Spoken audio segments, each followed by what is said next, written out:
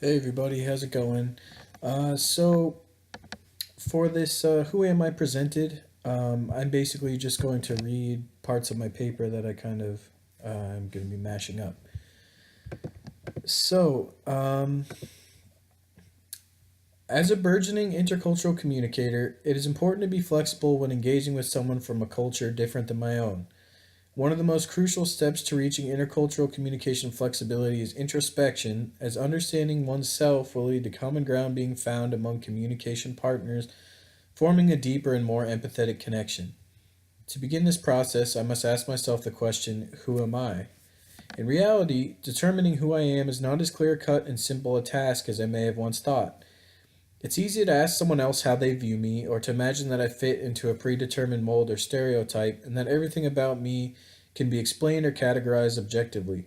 According to our text, identity is defined as the reflective self conception or self image that we each derive from family, gender, cultural, ethnic, and individual socialization processes. Page 73. In other words, these identities are a culmination of what we as individuals view ourselves as in relation to various personal and social factors.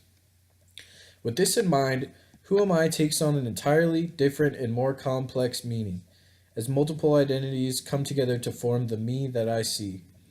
By exploring my Jewish ethnic identity, chosen identity of atheism, and my professional identity as someone in the field of gerontology, I can better understand just who it is that I am. Ethnically, I identify myself as Jewish, which, although related, can certainly be separate from identifying as someone who practices the religion of Judaism. Our authors explain that ethnic identity is a matter of ancestry, of beliefs about the origins of one's forebears, page 86. This identity is simple enough for me, as my ancestry on both sides of my family all the way back is Jewish, so therefore I am as well. I grew up in a household that kept Jewish traditions and customs such as Hanukkah and Passover, and these traditions are ones that I still keep in my life presently. For me, the main connection beyond my immediate family to this identity is the realization that for thousands of years, people all over the world have practiced these same traditions, which makes me feel a sense of inclusion or purpose. Primarily because it is rooted in the organized religion of Judaism, the cultural values of the Jewish ethnicity trend toward collectivism, a somewhat medium power distance, strong uncertainty avoidance, and masculine and distinctive sex roles. Historically, Jews have always leaned on each other for support and have remained a tight knit and even segregated community worldwide at various times, with most of the power distance being religious based and not individual to individual in an ethnic sense. This can and has led to only a small amount of intercultural boundary crossing and a pretty cut and dry Jewish or not group affiliation regarding ethnicity as a whole.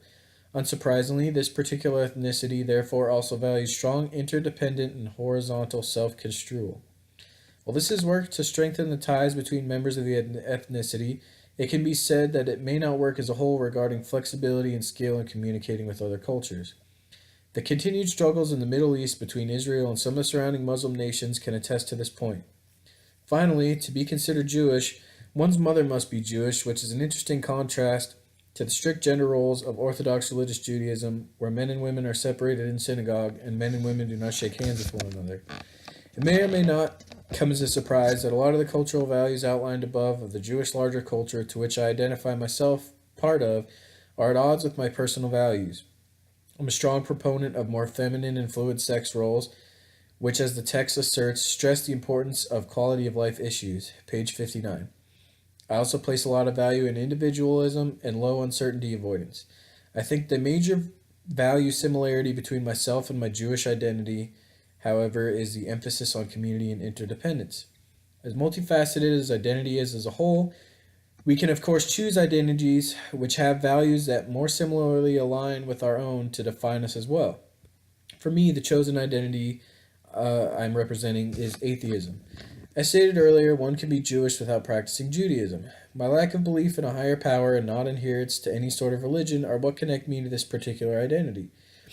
Atheism is an identity that is just about the very definition of individualistic and stresses a small power distance, weak uncertainty avoidance, and fluid feminine gender roles, and independent and horizontal self construal.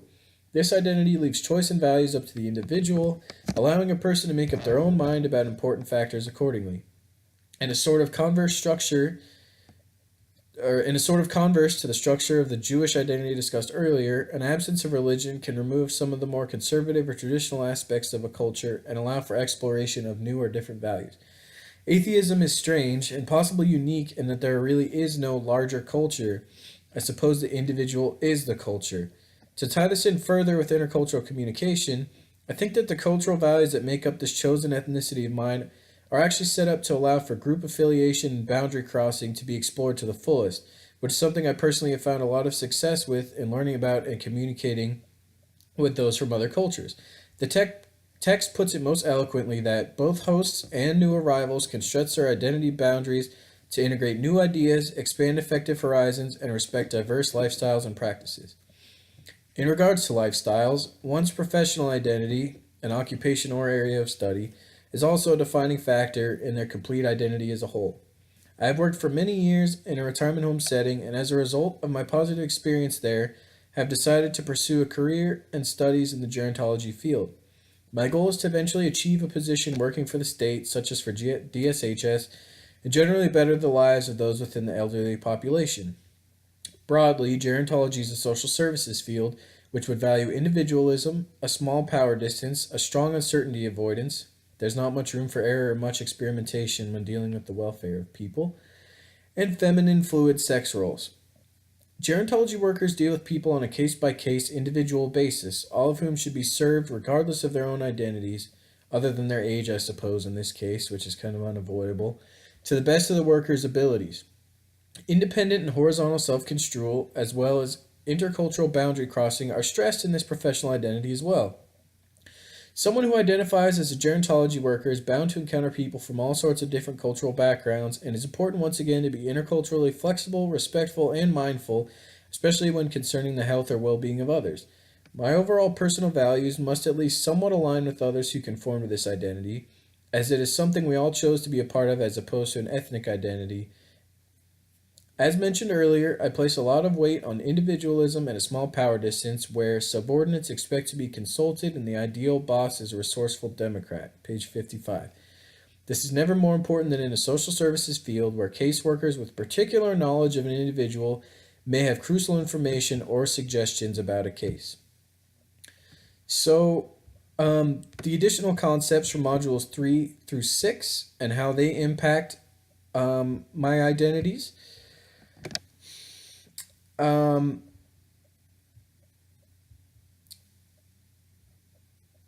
Nonverbal communication, which is explored in Chapter 7 of the text, has an equal, if not greater, influence on my identities than its verbal counterpart. Nonverbal communication is a powerful form of human expression. It is everywhere, omnipresent, affecting all aspects of our lives. Nonverbal messages are often the primary means of signaling our emotions, attitudes, and the nature of our relationships with others. Page 118. It's not a stretch to say that my broad cultural identity is shaped by the signals and cues that are part of my ethnic and professional identities. There are many symbols that are associated with the Jewish culture beyond the Hebrew language. The Star of David is a very recognizable artifact, and there are many others that another person of the same ethnicity would recognize. Jewish people often speak with their hands and often can be very animated, which you guys have probably noticed in these videos. And this creates a nonverbal component to the way I communicate. As far as my professional identity is concerned, much as there are ways to appropriately verbally communicate with the elderly population I serve, nonverbal communication is much more influential. Tone of voice, eye contact, distance, and demeanor can all radically alter the conversation I'm having with an elderly person, and that overall nonverbal communication style has become a part of my general identity at this point. Boundaries, whether they be interpersonal or psychological, also have a bearing on my identities. The text states, "We claim and mark our territory. When someone or something invades our territory, we become much more sensitive to the invasion. It is a feeling of vulnerability and a threatening experience." Page 131. No one likes to feel as though their boundaries have been crossed, and our specific identities can add or contribute to particular boundaries. Personally, I'm someone who enjoys and requires some personal space, but my identities do indeed add some boundaries. As someone from the Jewish culture, my specific threshold for someone who's making prejudiced or racist remarks about the Jewish people is obviously very low and not something I tolerate. My professional identity actually requires me to be aware of the boundaries of the elderly and making sure that their needs are met and their personal boundaries are not infringed upon. I think this has made me a person who's more conscious of the boundaries of others and that my broad identity is impacted for the better due to this dynamic. And so, basically, to wrap it up, who am I has become a much more of a loaded question since examining it from an intercultural communication lens. My experiences and identities have formed a unique individual with complex and even conflicting values. I think the main thing that I've gathered from the Who Am I explorations is that every single person on this planet is made up of multiple aspects within themselves as well, and trying to determine who someone else is on the spot is nearly impossible. Getting to know how someone identifies themselves can lead to a rewarding conversation or relationship. Once we have taken the time to explore inward and have realized our own behaviors, habits, values, and insights, the question can appropriately shift from who am I to who are you? And that's it. Thanks.